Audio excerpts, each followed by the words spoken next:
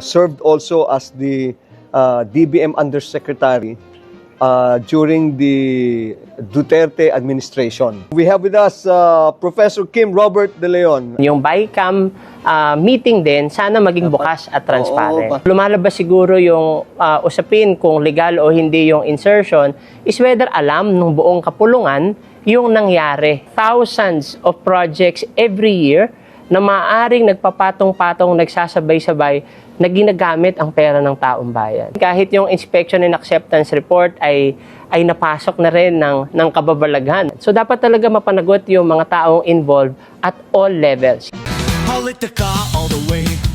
With Jojo A. Ngayong Sabado, 9 p.m. Dito lang sa One News.